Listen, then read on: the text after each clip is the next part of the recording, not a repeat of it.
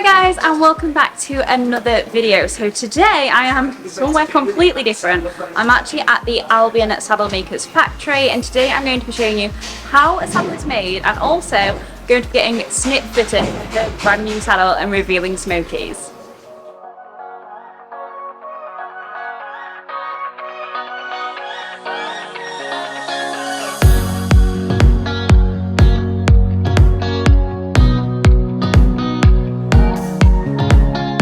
So guys, strap on in because today we are not designing one saddle but three, and I'm here at the Albion factory to show you exactly how saddles are made. So the first step of any saddle being made is actually to come out and see the horse and take templates of their back and to take measurements so that the saddle can be fitted to the horse. So Snip is going to have two saddles, a dressage and a jump, and Smoky is having a jump saddle. So I will be revealing at the end of this video all three saddles that I have completely designed myself. So that was the start of our process, and then today we're heading to the factory to find out what happens next.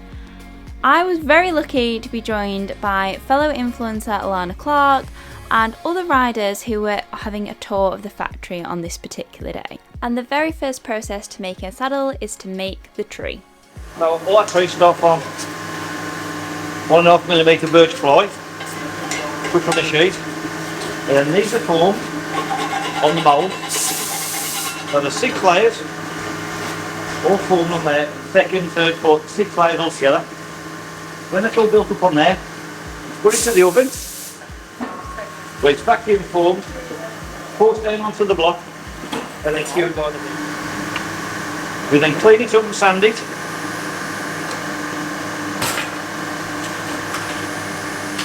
We also then make the cantle. Each cantle is individually made for each tree. So then we fit the cantle to the tree.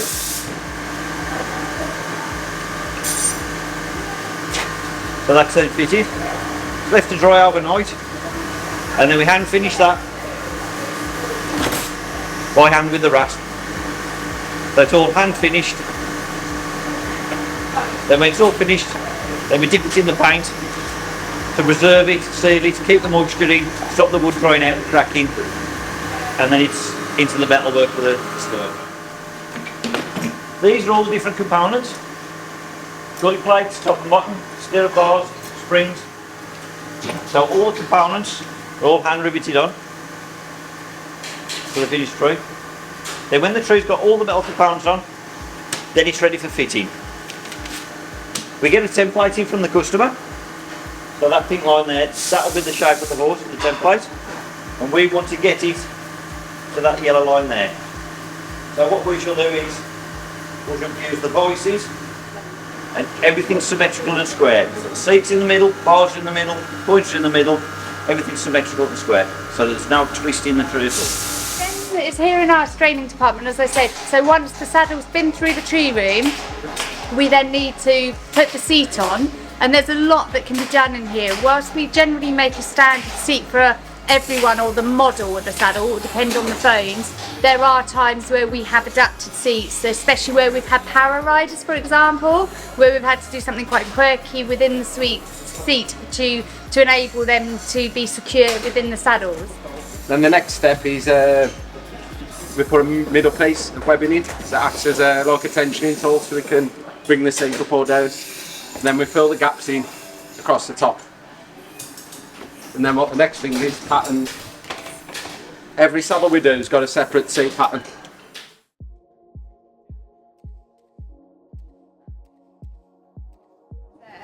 So that's your dressage, and that's your jump ones. So once you've got to this stage, then the foam is added for the actual seat, which sits on top of the tree. And there's actually various foam you can have, which I didn't realise about having that in a seat, which is really good to know for my designing later on. We saw lots and lots of them. We've got soft hides, where we have your hide covered saddles, and we use solid leathers as well. All the leather is inspected before it goes, because it has been on an animal out in a field, so it may have scars and bites and things, so we do a big inspection process of the leather. But this is where it all comes in and starts, and then we take it from here over to the CNC machine where we start the cutting process. So if you haven't guessed already, we are now onto the leatherwork section of creating the saddle and some very, very clever technology. We use the CNC machine to cut leather, but we also hand cut leather a lot in here. So the CNC machine allows the computer to put in exactly what needs to be cut. This is then reflected onto the leather and cut with a laser that measures the depth of the leather, if there's any crinkles in it. It's very precise and very efficient, so there's hardly any leather wasted in this process as well.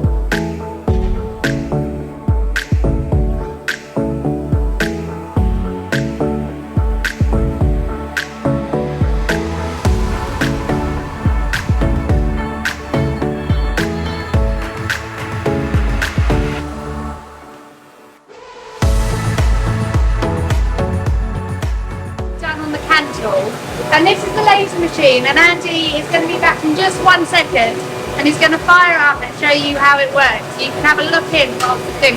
Let's smell a bit. Now this has got to be my favourite part of the entire process. This is the laser machine, and basically you can have anything lasered onto your saddle. You can have your name, you can have a photo, you can have a logo, and this is something I'll be making the most of in my design process because I think this adds the really specific personal touch to your saddle. Obviously here we've just had the Albion logo done, and we'll show you how it turns out. Next on our whistle stop tour is the prep department. This is where everything starts to come together. This is where the knee blocks are added and things are shaped and the leather's stitched. So there's lots and lots that goes on in this department.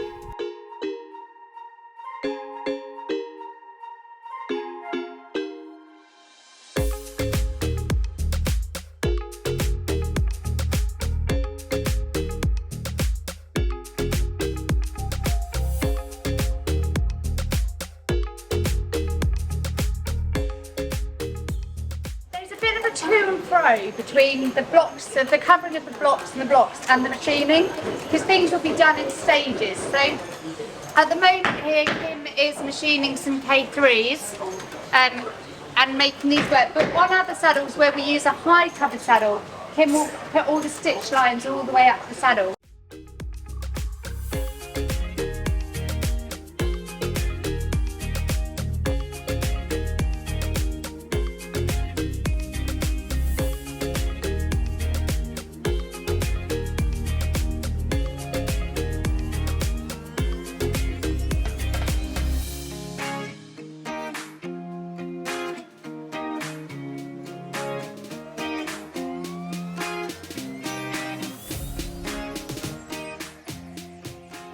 Saddle shop, and we have Stuart here. Hi. Who's going to show you a couple of things, like say on saddling, and then test your skills, right? Yes, basically I'll be showing you how to block the seat, and then we'll be doing a little bit of stuff. Standard piece of leather.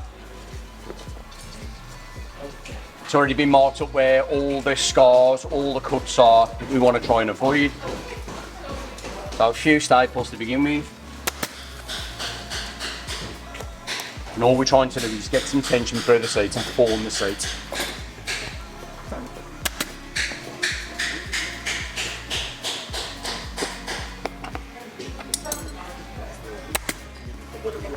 Have you ever stapled yourself to the Oh, saddle? loads of times.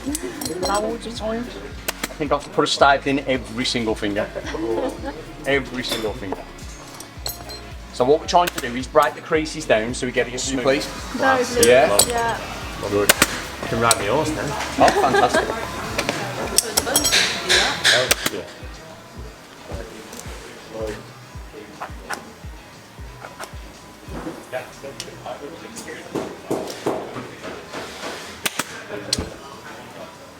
How long does it take you to be a... To train to be something. Originally when I started, it used to take anything between 4 and 7 years.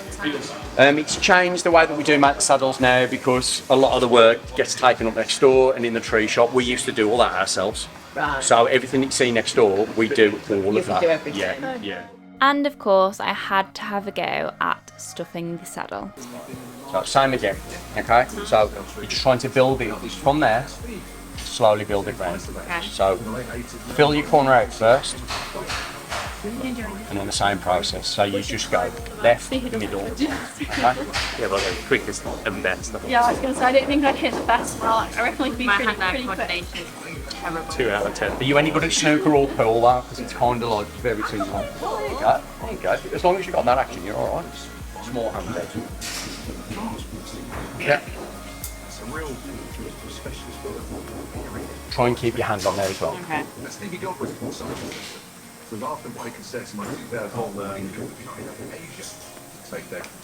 Yeah, he's doing it. Yeah, he's doing it. Oh yeah, I remember this. You're on a long journey with motorway. It's been a little bit moody sometimes. Then you get out, you know. It's literally like millimetres. Yeah, doesn't it? So, It's actually getting parts on the saddle where you want to stuff it as well. Yeah. I mean, you can have a little go at that if you want. Right, so drop the weight on there now. Okay. And then just keep stuffing up to the weight. Okay.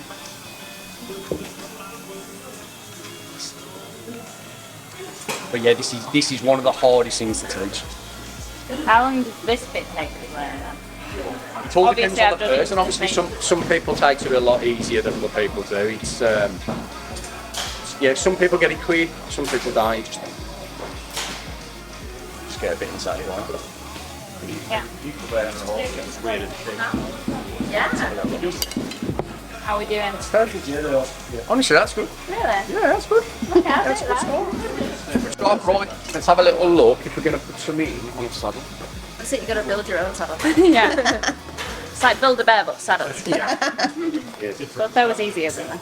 So you want to try and hold the saddle there Okay. and just push until you can start. So you can start to see it go. Okay. Yeah.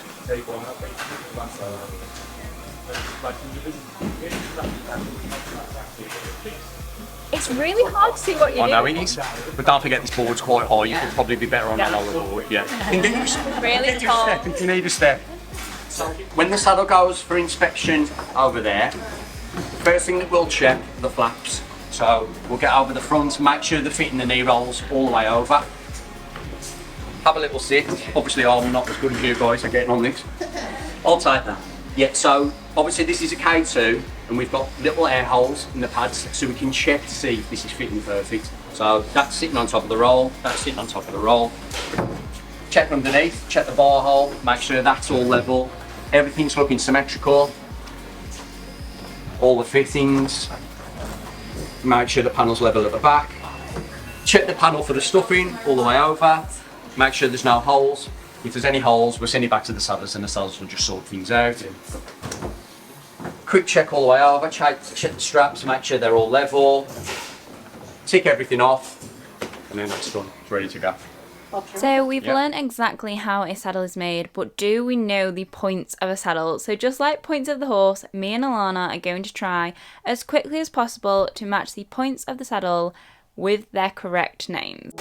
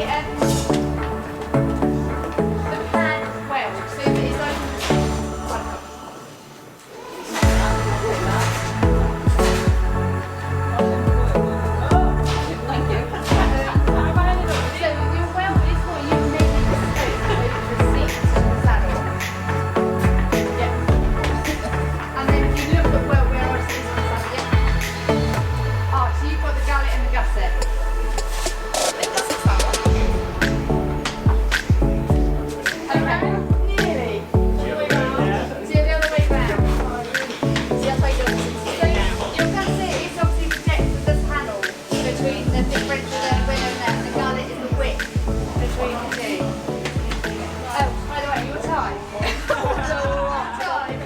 You're actually faster, Stu.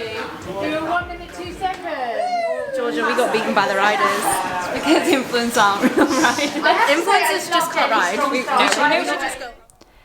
So that brought the end to the factory tour. What an amazing day, and I found out so much.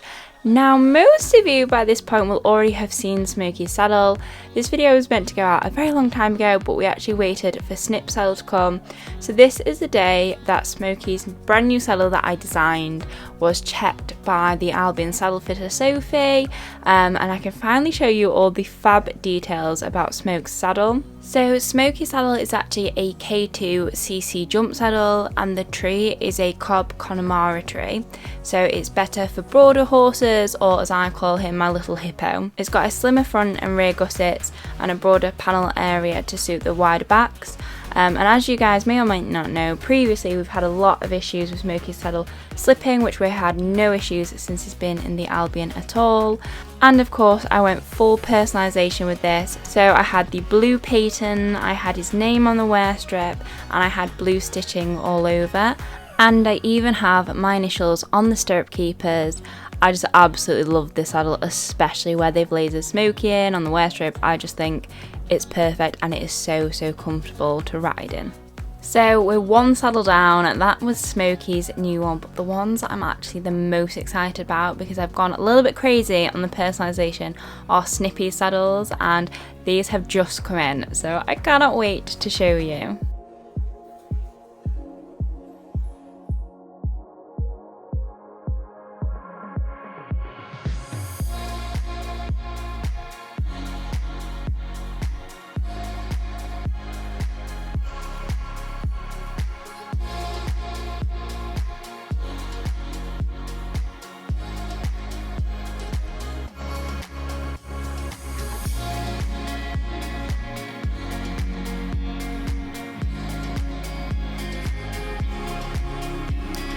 So this is my dressage saddle. It is the SLK Mark III dressage saddle, and I absolutely love this.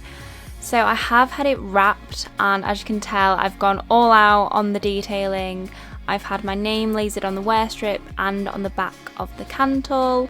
I've also had black patent on the rear facing and gold welt through the seat and the cantle.